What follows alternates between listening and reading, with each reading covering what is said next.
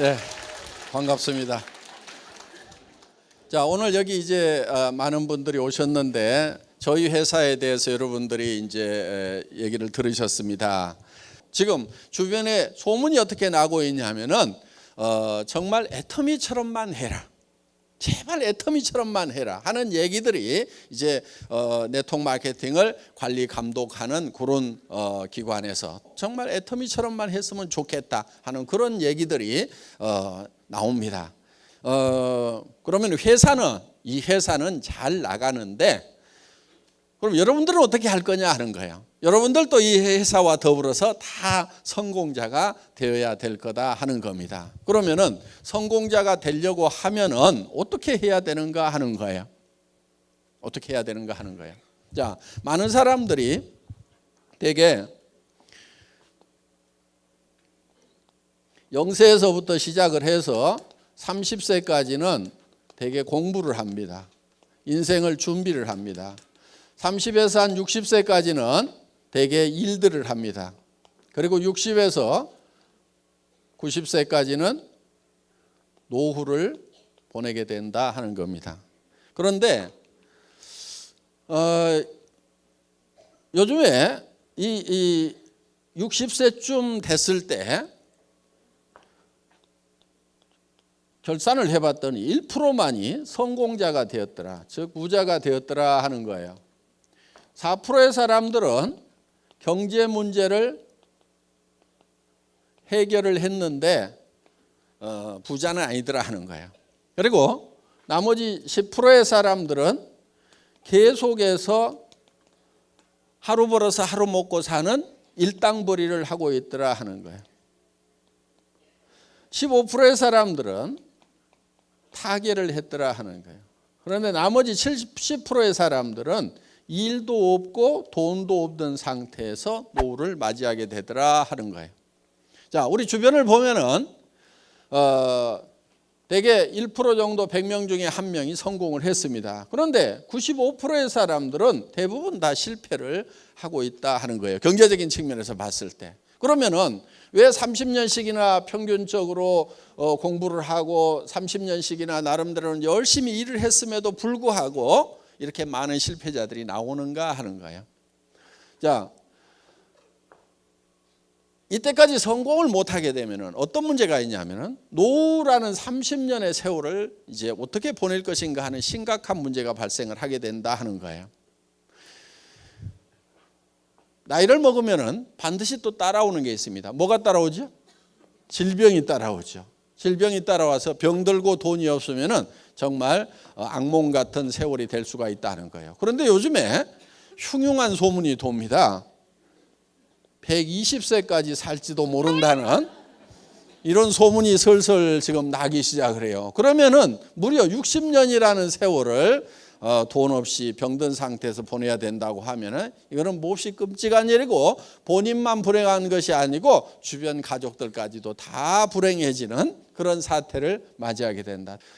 그런데 카네기라는 사람이 있습니다. 철강왕 카네기가 아주 가난한 집의 아이로 태어났는데 부자가 됐어요. 그리고 지금 카네기 재단을 만들어서 세계 곳곳에 온정의 손길을 지금도 펼치고 있습니다. 그 카네기라는 사람이 늙어서 자기가 인생을 이렇게 돌아보니까 자기가 우연히 성공자가 된 건지 아니면은 자기가 다시 가난한 집의 아이로 태어난다고 하더라도 다시 성공자가 될 수 있는지 곰곰이 생각을 해본 거예요.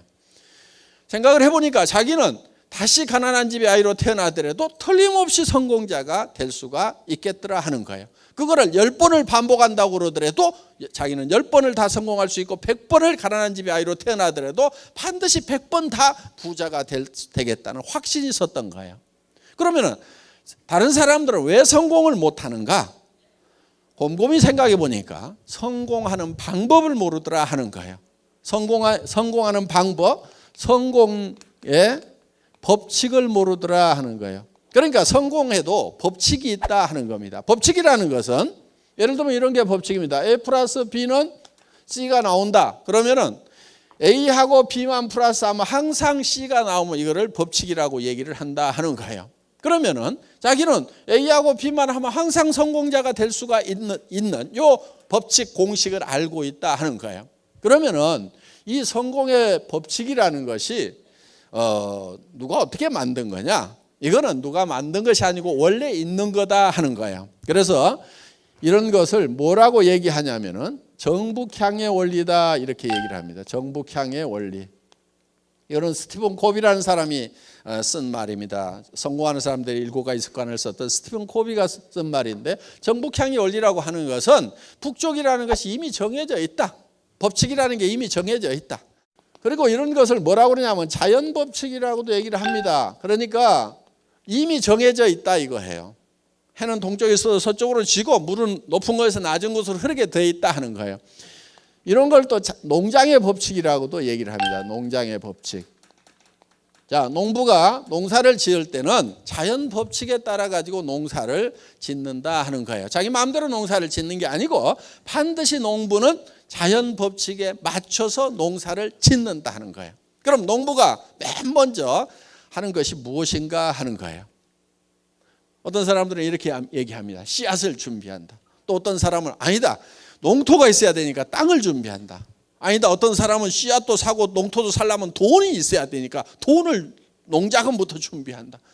여러 가지 얘기를 하는데 실제로 농부가 맨 먼저 하는 것은 무엇을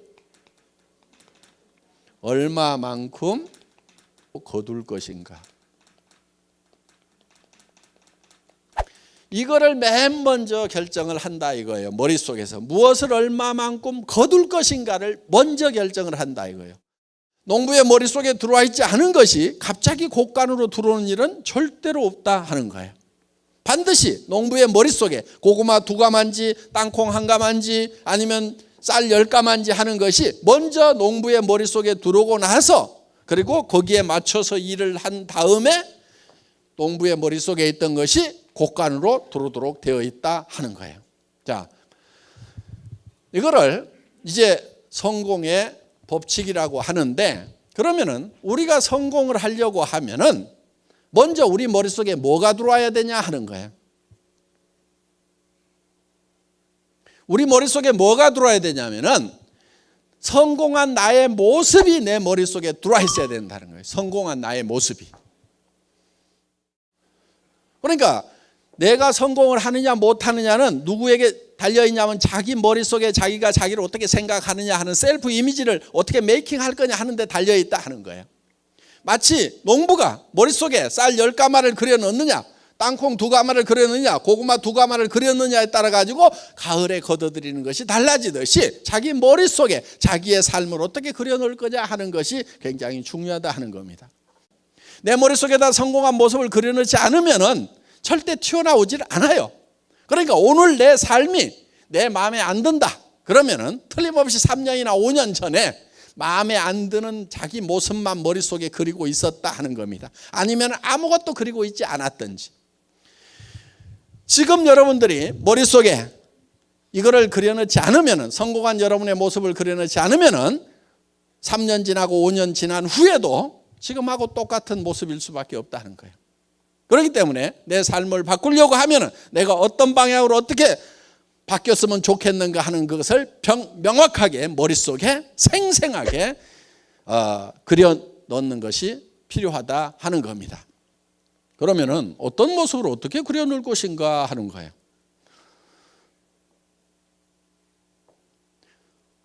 생각이 좀 복잡하죠? 복잡한 이유가 있습니다. 사람이 좀 복잡하게 만들어져서 복잡한 거예요. 사람이 어떻게 만들어져 있냐면요, 사람은 육이라는 게 있습니다. 몸이 있습니다. 그리고 영이라는 게 있어요. 영. 그 다음에 혼이라는 게 있습니다. 그 다음에 우리는 혼자 사는 게 아니고 주변 환경으로 둘러싸여 있습니다. 이 육이 요구하는 것, 영이 요구하는 것, 혼이 요구하는 것, 주변 환경이 요구하는 것이 각각 다릅니다. 이거를 우리는 다 만족시키고 살아야만 된다 하는 거예요. 이게 욕구라는 건데, 우리 육이 요구하는 것은 첫째는 건강하고 오래 사는 거예요. 그리고 건강하고 오래 사는데 찢어지게 가난하면은 만족스럽지가 못하죠. 그러면은 풍요롭게 사는 욕구를 가지고 있다는 거예요. 한마디로 얘기하면은 잘 살며 잘 살아야 되는 거예요. 우리의 영은 보통 영과 혼이 같은 걸로 영혼 이렇게 묶어서 생각을 하는데, 이거는 영과 혼은 분명히 구별이 됩니다.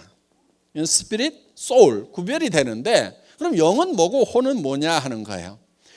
이 영은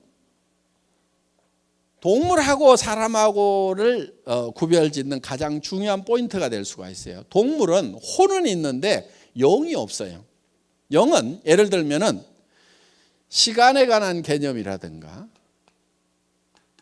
성경에 보면 영혼을 사모하는 마음을 주셨도다 하는 게 있어요. 그래서 이 시간에 관한 개념, 영혼을 사모하는 마음이 있다는 거예요. 그리고 이거는 양심에 관한 거예요. 양심. 이 양심은 동물에게는 없어요. 사람에게만 있어요. 이웃집 개가 이웃집 아저씨 다리를 물어버렸어. 그러더니 저녁에 가가지고 내가 좀 참을 걸 그러면서 후회하고 있는 개 보셨어요? 전혀 양심의 가책을 안 느낍니다. 그런데 사람은 아무리 약한 사람이라도 이 양심의 가책을 느끼게 돼 있어요. 물론 양심도 계속 무시하면은요, 양심이 무뎌지기는 해요. 그래서 성경에 보면 양심이 화인 맞았다, 불도장을 맞았다 이런 얘기는 있는데, 여러분들이 양심을 계속 닦으면은 양심이 계속 빛나면서 이 양심이라는 것이 모든 것을 분별하는 기준 역할을 하는 거예요. 그래서 우리는 양심에 따라서 살고 싶다. 그리고 우리는 창조주를 사랑하고 사랑받고 싶은 욕구를 가지고 있어요. 바로 사람이 영적인 요소를 가지고 있기 때문에 그렇다는 겁니다. 혼은 미지의 세계에 대해서 알고 싶은 지적 욕구가 바로 여기에 해당이 됩니다. 사람은 배우지 못하면 한이 맺히게 돼 있어요. 아무리 돈이 많아도 내가 무식하다, 배우지 못했다, 그러면 죽을 때 한이 맺히게 돼 있어요. 그리고 희노애락을 느끼는 것이 바로 이 혼의 부분입니다. 희노애락. 그러니까 희노애락을 느끼는데 평온한 감정을 가지고 살아가고 싶은 욕구를 우리는 반드시 가지고 있다 하는 거예요. 그래서 이 평안해야 되는 거예요, 마음이. 동물도 희노애락이 있습니다. 밥 주는 주인한테는 꼬리 살살살살 흔들어요. 무슨 뜻이에요? 기쁘다 하는 거예요. 기쁘다. 밥 먹을 때 건들면 노합니다. 예. 그래서 이 희노애락이 있고, 그 다음에 지식도 있어요. 기억력도 있고, 주인인지 도둑놈인지 다 구별하고, 이렇게 다 숫자도 가르치면은 야 3번 물어와, 5번 물어와 이렇게 하면은 가르치면 이런 것도 배우긴 배워요. 사람보다 지능이 좀 떨어지긴 하지만은. 그러니까 동물도 혼은 있다 하는 거예요. 그래서 이거는 이제 배우고 싶은 욕구를 가지고 있다 하는 거예요. 우리는 배우지 않으면 안 된다는 거예요. 그리고 우리는 주변 환경에 대해서 공헌하고 싶은 욕구를 가지고 있다.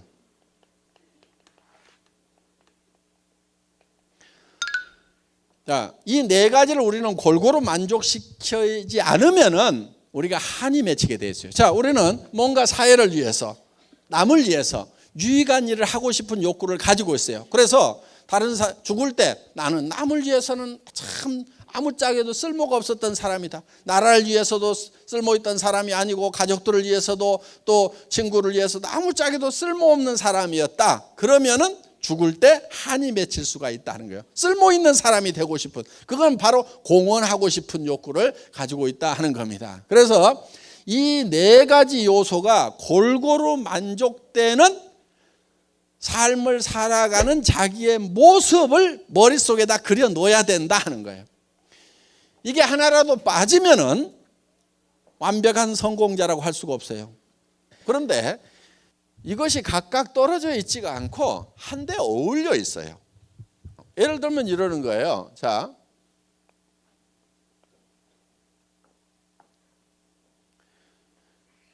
우리의 육이 있습니다. 육은 잘 살며, 영은 사랑하고, 그 다음에 혼은 배우고, 그다음에 환경에 대해서는 공헌하는 삶. 그런데 우리가 잘 살아야 되는데 그냥 잘 산다고만 생각하면은 이게 별 의미가 없어요. 잘 살아서 뭐 할 건데 이렇게 되는 거예요. 그런데 우리가 잘 살아야 되는 이유는 사랑하는 사람이 있기 때문에 반드시 잘 살아야만 된다 하는 거예요. 내가 못 살게 되면은 내 사랑하는 사람들이 다 힘들고 다 어려움을 겪게 된다 하는 거예요.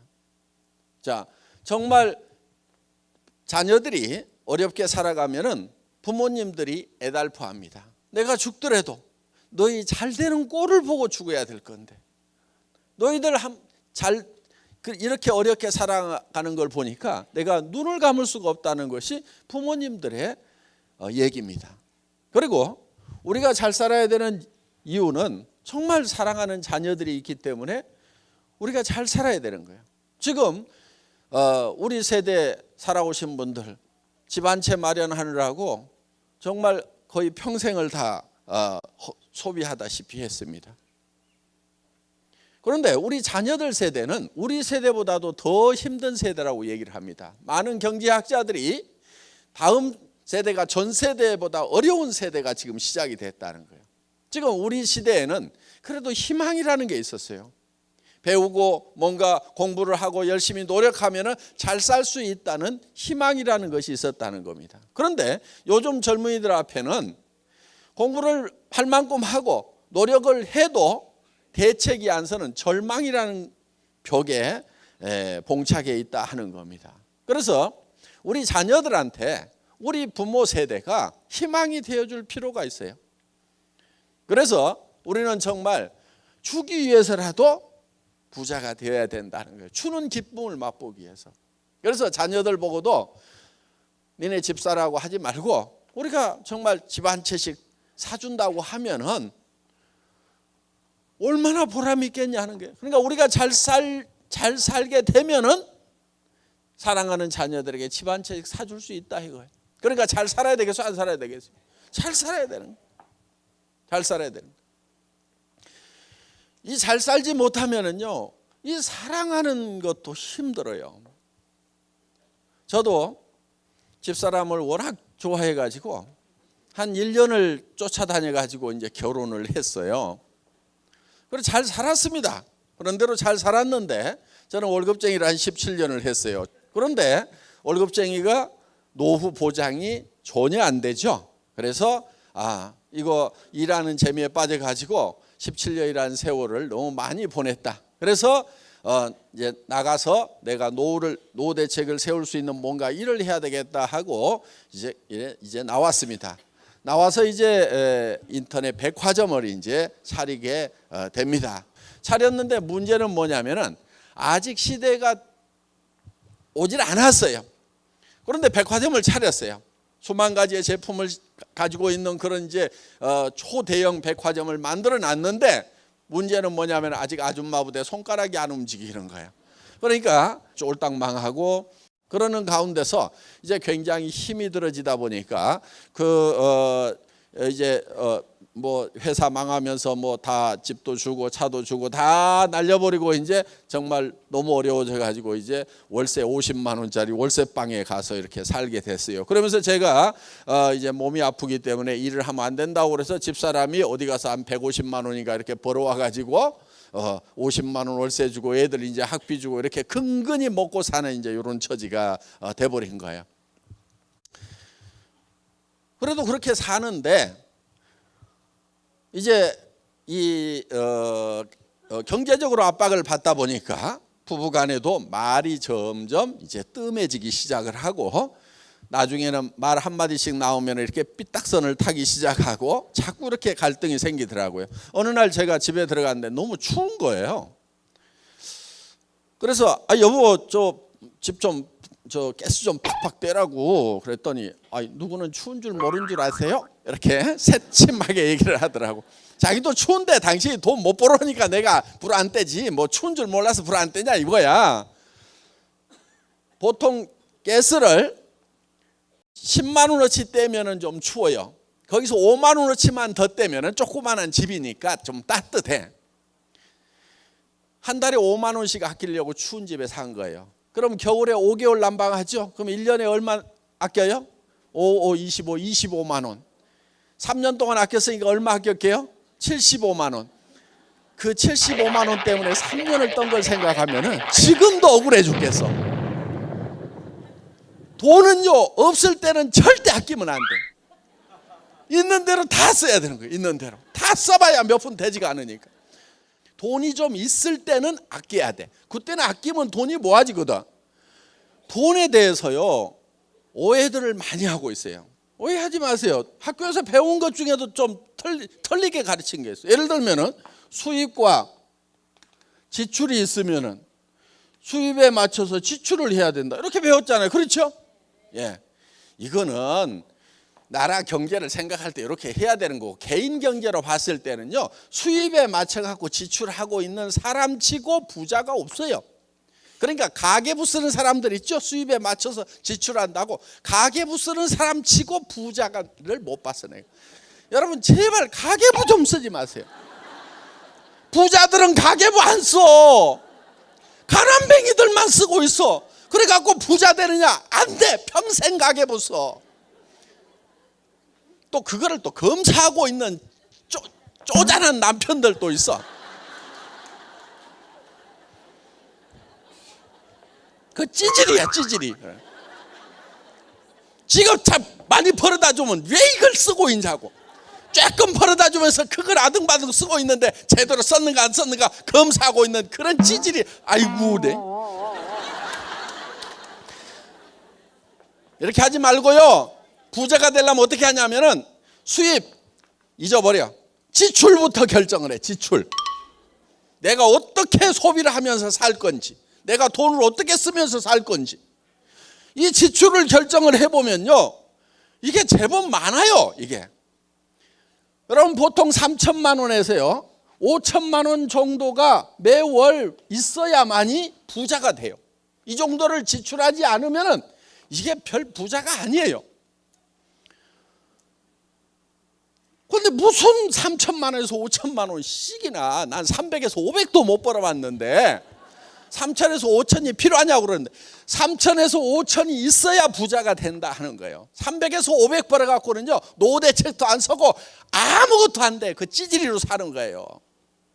그런데 많은 사람들이 300에서 700만 벌었으면 소원이 없겠다. 그래서 좋은 대학 가가지고 열심히 박터지게 대기업에 가가지고 결국 버는 게 얼마 버냐? 300에서 700 벌고 있고, 이웃집 애가 300에서 700 버는 일자리 찾았다고 그러면 아이고 걔는 그게 엄친아요. 내 새끼는 왜 이 모양이야 그러면서 쥐어박잖아. 그런데 300에서 700 벌고 있는 애 별 볼 일 없어요. 노후대책 안 써요. 걔 3천에서 5천은 벌어야 돼요. 매달.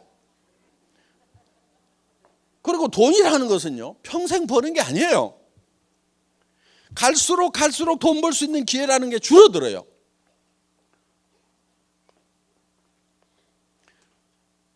이 기회의 색이 이렇게 줄어드는 거예요. 무슨 얘기냐면은 20대 30대 식당에 가면은 주방 서빙을 시켜줘. 그런데 40대 50대에 가면은 뒤에 가서 음식 하라고 주방으로 보내. 배기실 타고. 60대 50대 60대에 가면은 그릇 깬다고 이것도 안 시켜줘. 그러니까 친척이나 누구 아니면 안 써준단 말이에요. 그러니까 기회라는 것이 점점 줄어들어. 그런데 사람들은 막연하게 뭔가 시간이 지나고 미래가 되면 내한테 좋은 기회가 올 거라는 파랑새만 쫓아가고 있어요. 그렇지가 않아요. 점점 줄어들고 있어요. 그러니까 지금 결판을 내야 되는 거예요. 지금 뭔가를 화끈하게 벌여야 된다 이거예요. 앞으로 뭐 어떻게 될 거다. 그리고 사람은 돈을 버는 때가 있고 번 돈을 쓸 때가 있어야 되는 거야. 돈 쓰는 것도요, 늙어가지고 돈 쓰려고 그래 봐. 여행도 다리 썽썽할 때 여행이지, 꼬꾸라져가지고 거기에다가 어디 좋은 경치를 봐도 눈도 침침한데 가면 뭐 하냐고. 어디 맛있는 걸 먹을 때도 이빨이 쏭쏭할 때지. 가가지고 틀니가 많니 안 많니 해가면서 맛있는 거 주면 뭐하냐 이거야. 그러니까 이것도 기회가 점점점 줄어드니까 벌려면 1년 2년 3년이라도 빨리 벌고 그래 놓고 그걸 쓰러 다녀야 된다 이거야. 그런데 젊음 다 가도록 이제 벌기만 해. 벌기만 하다가 이제 늙어가지고 이제 있는 돈도 쓰지도 못한다 이거예요.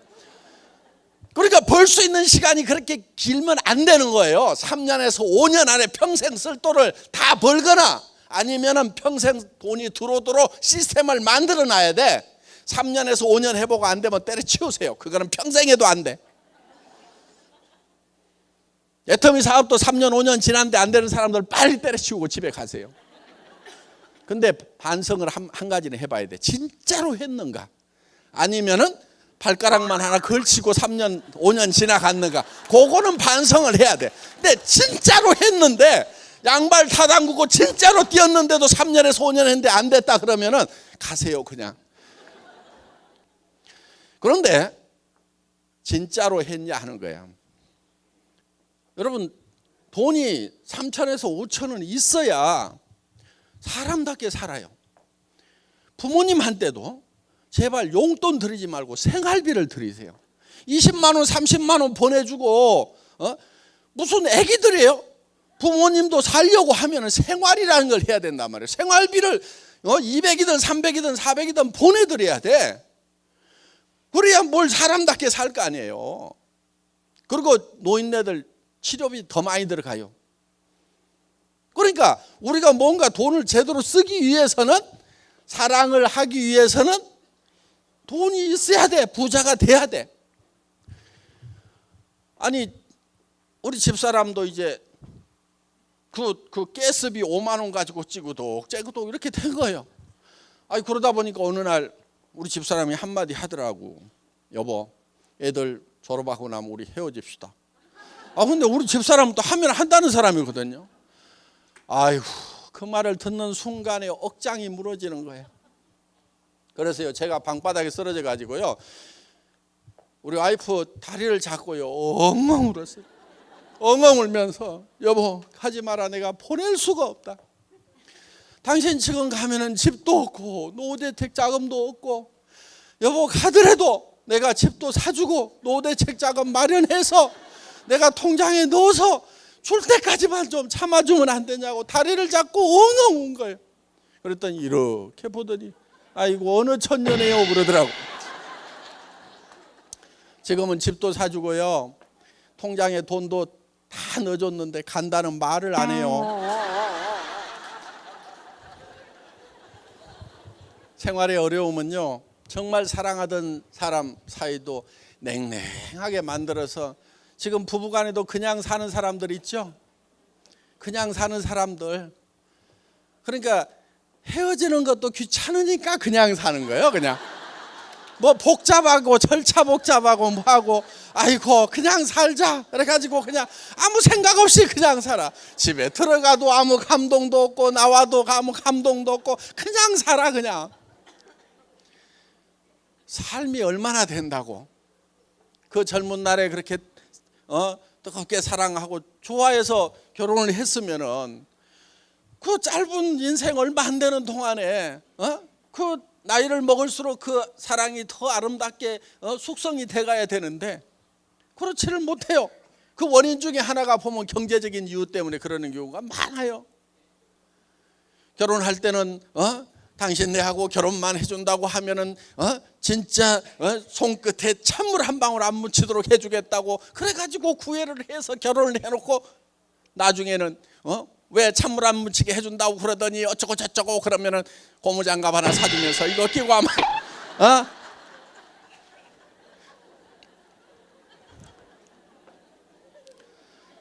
그러니까 사랑도 제대로 하려고 하면은 잘 살아야 된다는 거예요. 그래서 이게 다 이렇게 하나로 연결이 되어 있고 엉켜 있는 거예요. 우리는 벌어서요, 남 주려고 사실은 버는 거예요. 스스로 돈을 쓰는 것보다도요, 우리는 남한테 주었을 때 정말 행복하고 기쁨이 있어요. 지금까지 뭐 남줄 돈이 없어가지고 뭐 그런 거 한 번도 못 느껴보신 분들 앞으로 기대를 하십시오. 남줄 때 기쁨이 굉장합니다. 그래서 성경에도 받는 자보다 주는 자가 복이 있도다 그랬어요. 그것이 진실이라는 것을, 진리라는 것을 줘보면은 알아요. 그래서 우리는 가까운 데서부터 점점 넓혀서 줘야 돼요.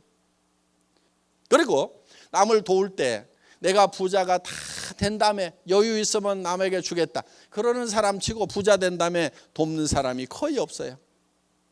언제부터 도와야 되냐면은 내가 어려울 때 나보다 더 어려운 사람을 도우면서 살아가야 된다 하는 거예요. 그러면은 나중에 부자가 됐을 때도 또 어려운 사람들을 도울 수가 있어요. 저희는 저희 회사에서도 주변에 이렇게 돕는 일들을 해왔어요, 사회적으로.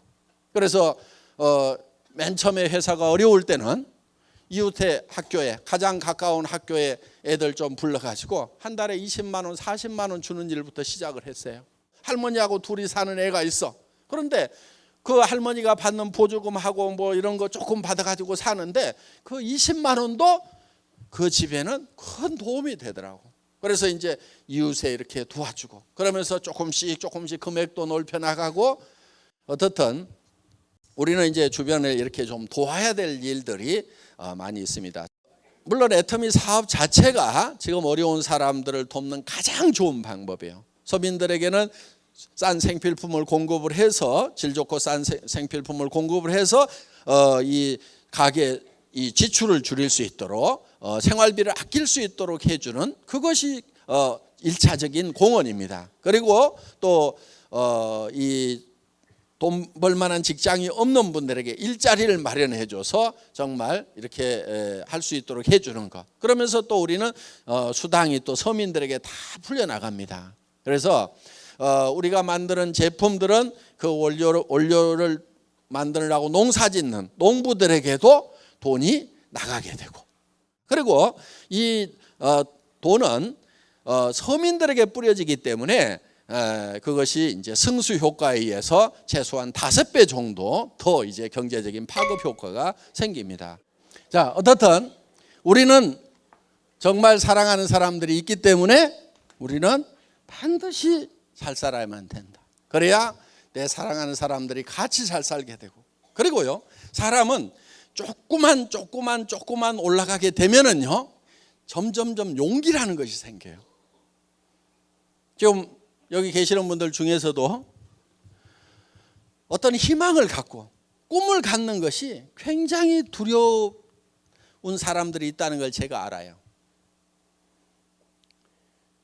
어떤 희망을 갖고 꿈을 갖는 것이, 그것을 두려워하고 있다는 걸 제가 알아요. 왜냐하면 저도 사실은 뭐 어렵지 않게 세상을 살았어요. 그때는 못 사는 사람들 좀 무시했습니다. 솔직하게 얘기해서. 아이고, 요즘 세상에 정신머리가 틀려먹었으니까 못 살지, 게을러 빠졌으니까 못 살지, 그러면서 못 사는 사람들을 좀 무시를 했어요. 그런데 제가 깊은 병에 들고 사업체는 다 망해가고 돈은 다 뺏기고 도리어 이제 빚쟁이까지 집에 쫓아오면서 몸이 아파갖고 더 일을 못하는 상황이 되다 보니까 사람이라는 게 이렇게 앞뒤가 콱 막히는 기가 막힌 상황도 있구나. 무조건 이게 못 사는 사람들을 무시하기만 해서는 안 되겠구나 하는 그런 생각을 하게 됐어요. 그런데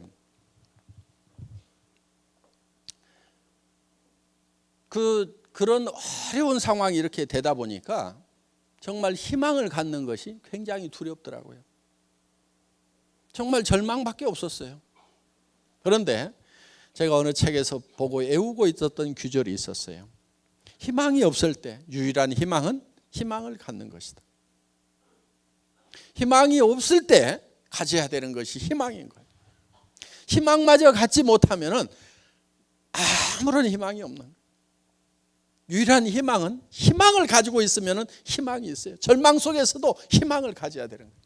그런데 제가 봤을 때는요, 그 희망의 불빛이 아주 조그맣게 보이는 거예요. 정말 캄캄한 동굴 속에 갇혀 있는 듯한, 몸은 병들고 가진 것은 아무것도 없고 더 이상 이제 목숨이 얼마를 부지할지를 모르는 그런 상황에서, 그런데도 저는 그 희망의 불빛을 향해서 가야만 했어요. 왜? 사랑하는 사람들이 있기 때문에.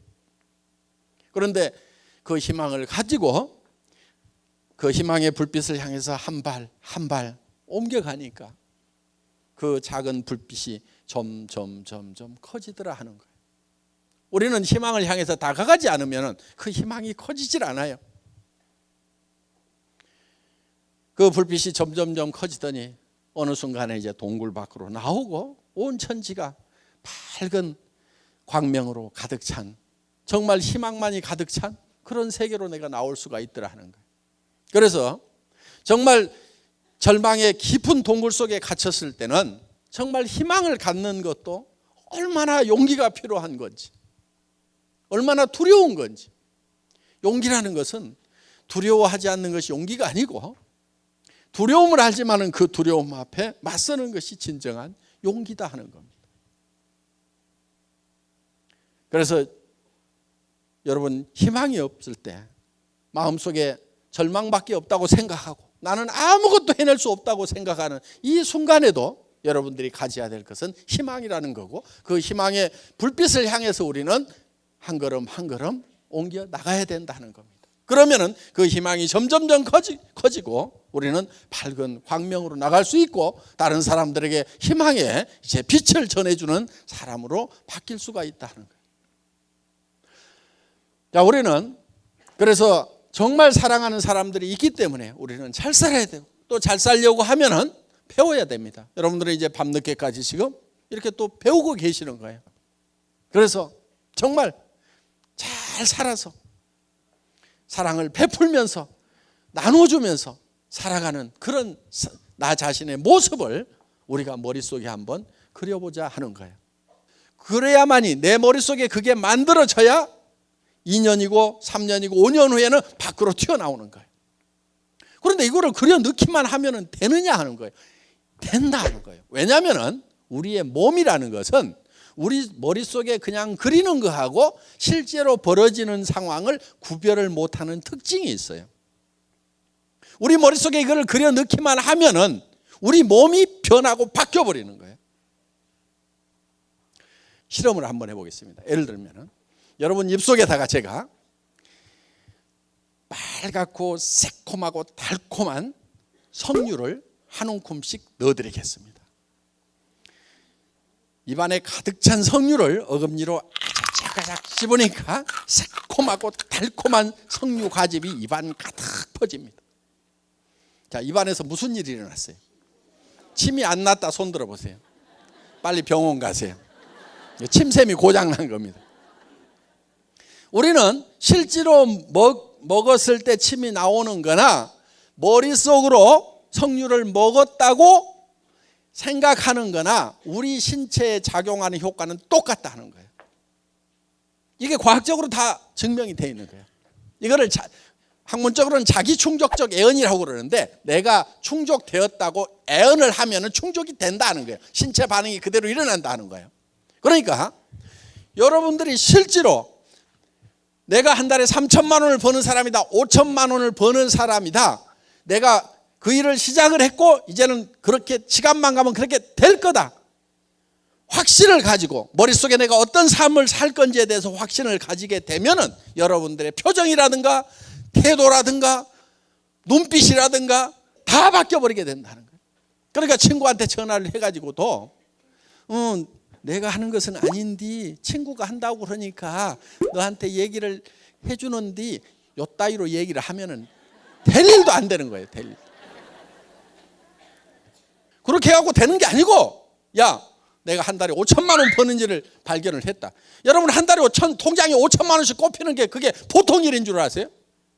어마어마하게 큰 공장 가지고 있어야 돼. 1,000명, 2,000명 거느리는 그런 공장을 가지고 머리 빠지게 밤낮 없이 수십억, 수백억을 투자해가지고 해야 집에다가 5천만 원씩 갖다 준단 말이에요. 사장이라고 폼 잡고 다니는 사람 중에 70%는 비더로 다니는 사람들이요.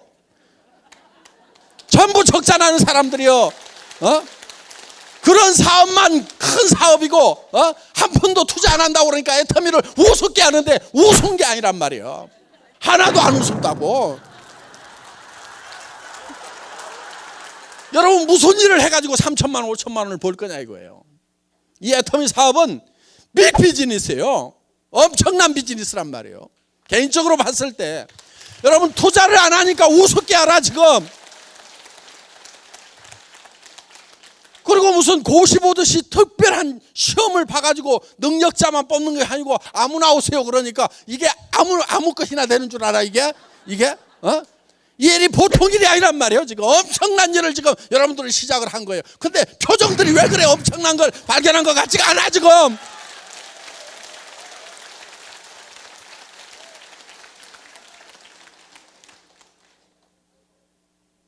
이 일은 대단한 일인 거예요. 그럼 친구한테 전화를 할 때도 야 빨리 와라. 뭔데 그러면 와가지고 들어 탁 이렇게 끊을 정도로 그 정도는 돼야 될 거란 말이에요 이게. 빨리 와봐. 너한테 먼저 얘기해 줄까 다른 친구한테 먼저 얘기해 줄까. 기가 막힌 일인데 그래도 내가 너를 아끼니까 빨리 와 빨리 와. 시간 지체하지 말아라. 이 정도는 파워 있게 나가야 된단 말이에요. 근데 뭐 회원가입 하나만 해줘. 뭐 이게 무슨 뭘 꼭 부담을 주는 것도 아니고 하라는 것도 아니고 그냥 하나만 써줘. 이따위로 얘기하지 말란 말이에요. 이게 엄청난 일인데 너 지금 안 하면은 너 저 밑으로 갈래? 너 위에 있을래? 너 한 단계가 너 얼마나 차이 나는 줄 알아? 하면서 그 소리를 빵빵 쳐가면서 해야 될 일이란 말이에요. 그게 여러분들이 진짜 3천만 원을 벌고 5천만 원을 버는 일이라고 믿으면은 그게 소리가 나오는 거예요. 그게 저는요 이 회사 시작하면서요 첫 세미나에 17명 모아놨어. 그 첫 세미나에서 제가 5시간 6시간 동안을 여러분들 크라운 마스터가 되면은 에쿠스를 한 대 주겠습니다. 그리고 돈을 3억을 주겠습니다. 그렇게 얘기를 했어요. 그리고 임페리얼 마스터 최고 직급에 가게 되면은 현금을 축하금으로 10억을 주겠다. 그리고 매달 5천만 원씩을 벌고 에쿠스 리무진을 새로 또 한 대 주겠다. 오피스텔 50평짜리를 임대해가지고 회사에서 임대료 물고 그냥 쓰도록 해주겠다. 바닥에는 카페트 쫙 깔아주겠다. 발목까지 빠지는 카페트. 그거를 발표를 했어요. 그런데 그때 내가 타고 간 차는 280만 원짜리 중고 카니발이요. 280만 원짜리 중고 카니발을 타고 가가지고 에쿠스를 주겠다. 아마 똑똑한 사람이 있었으면은 니나 잘해라 니나 그랬을 거야. 그런데 거기 모인 사람들이 하도 큰 소리를 치니까 정신이 나가가지고 지금까지 따라와서 지금 성공을 한 거예요. 제정신이 아니어야 돼. 성공은 제정신으로 하는 게 아니에요 여러분. 미쳐야 돼. 미쳐야만 목표에 미칠 수가 있어요. 그래서 여러분들 오늘 저녁에 내가 정말 어떤 인생을 살 건지 정말 여러분들이 살고 싶은 한 편의 영화를 지금 만들겠다 하는 거예요. 그게 누구누구의 인생 시나리오 요거를 쓰는 거예요. 양식을 나눠드리는데 다 씁니다. 쉬워요. 자, 그 양식을 보면은 이런 수레바퀴 같은 게 있어요. 자, 우리가 요 4가지 요소를 반드시 여기다가 한 번은 들어가게 해야 되는 거예요. 그래야 균형 잡힌 삶이 되겠죠? 자, 6 그러면은 잘 살아야 된다. 잘 산다고 하는 것은 경제적으로 풍요로워야 되겠죠. 그러면은 여기 주택 문제 대개는 해결이 잘 안 돼 있습니다. 그 다음에 건강 장수를 해야 되니까. 그 다음에 또 뭐 자동차 요즘 필수품이죠. 사랑하고 효도 배우고 자녀 교육 여행도 좀 풍요로운 삶을 살기 위해서는 여행도 좀 해야 되겠다. 그럼 이런 항목들은 자기가 결정을 하세요 되게. 자, 그런데 내가 여기다가 이제 점수를 매겨보는 거예요. 주택이 내가 생각하고 있는 주택이 있을 거예요. 예를 들면은 70평은 돼야 되겠다. 아니면 50평은 돼야 되겠다. 그런데 지금 30평에 산다. 그러면은 자 40점. 건강은 뭐 타고 나서 그런 대로 뭐 70점. 자동차는 영 마음에 안 들어. 예를 들면 지금 최소한 에쿠스는 타야 되는데 지금 타고 다니는 게 소나타 9형 타고 다니고 있어. 영 마음에 안 들어. 효도 그냥 마음으로만 했어. 자녀 지네가 알아서 좀 어떻게 해줬어. 봉사는 거의 못했어. 현금도 거의 여행은 뭐 어떻게 뭐 신혼여행은 갔다 왔으니까 뭐 이렇게 해서 이거를 이렇게 연결을 해보세요. 이걸 연결을 이렇게 하면은 요게 자기 인생 수레바퀴예요. 이게 찌그러지고 적으면은 잘 안 굴러가는 인생을 살고 있는 거예요. 그러면 이게 10점 만점이 되려고 하면은 이 10점 만점을 연결하면 이렇게 고단한 수레바퀴가 잘 굴러가는 수레바퀴가 되는데 내가 10점 만점이 되려고 하면은 어떻게 하면 되는지를 이 네모칸에다가 써주라 하는 거예요. 여기다가 자 이렇게 쓰는데 예를 들면은 쓸 때 구체적으로 쓰라 이게요. 구체적으로. 내가 살고 싶은 집 어디 살고 싶으냐니까 좋은 집이요. 이런 분들이 있어. 그럼 집 사러 가가지고 부동산에서 무슨 집 보러 오셨어요? 그랬더니 좋은 집이요. 이 사람 집 살 사람이에요? 안 살 사람이에요? 살 사람 아니에요. 내가 살고 싶은 집이 단독주택인지 아파트인지 연립주택인지 방은 몇 개인지 화장실은 몇 개인지 가격은 얼마에서 얼마 사이인지 몇 평인지 이게 딱 나와 있어야 된단 말이에요. 그럼 여기다가 그걸 적으라 이거예요. 그래서 구체적으로 적으라 이거예요. 그 다음에 가격을 적으라 이거예요. 가격을. 그게 얼마짜리인지. 무슨 차 타고 싶으냐고 그러니까 페라리요. 그러는데 페라리가 얼마인지도 몰라. 7천만 원인지 6천만 원인지 3억은 줘야 돼요. 그러니까 페라리 그러면 가격이라도 알고 타겠다고 해야 된다 하는 거예요. 그 다음에 세 번째가 기한을 적으라 이게 기한. 언제까지 하겠다. 그러니까 내가 70평짜리 집을 언제까지 사겠다고 적어야지 그냥 세월을 가거나 말거나 그러다 죽어버리면 그게 그냥 물거품이 돼버린다는 거예요. 그러니까 내가 3년, 5년, 7년 안에는 내가 반드시 사겠다. 기한을 정해야 되는 기한을. 요 세 가지를 꼭 유념을 하시라 하는 거예요. 자, 우리는 정말 균형 잡힌 삶을 살기 위해서 이 인생 시나리오를 작성을 하는 겁니다. 자, 예를 좀 보여주세요. 선배들 중에 이렇게 작성한 사람들이 있습니다. 그래서 예를 들면 지금은 17평 임대 아파트에 살고 있지만 3년 뒤에는 상도동 사거리에 있는 42평 방 4개 욕실 2개 있는 4억 3천만 원짜리 동양 빌라 5층으로 이사한다. 이렇게 구체적으로 나왔죠. 예, 정말 이런 삶을 살아가는 내 모습이 내 머릿속에 들어가게 되면은 내 행동이 바뀌고 표정이 바뀌고 말이 바뀌고 다 바뀌게 돼 있어요. 그래서 이거를 실행할 수 있는 힘이 나오게 되어 있다 하는 겁니다. 그러니까 우리는 어디에 있어야 되냐면은 내가 살고 싶은 삶이라는 영화를 내 머릿속에서 만들고 그 영화 속에 살고 있어야 돼요. 언제까지? 그 영화가 현실이 될 때까지 우리는 계속 그 영화 속에 있어야 된다는 거예요. 비전 속에 영화 속에 계속 살다 보면 이 현실이 끌어 올라가게 되어 있다 하는 겁니다. 여러분 이거를 믿어야 되는 거예요.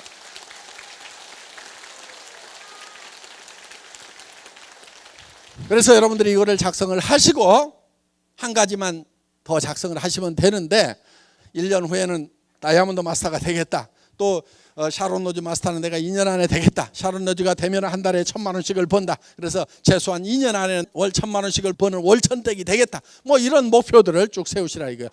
오늘 늦은 시간까지 수고 많으셨습니다. 강의 마치겠습니다.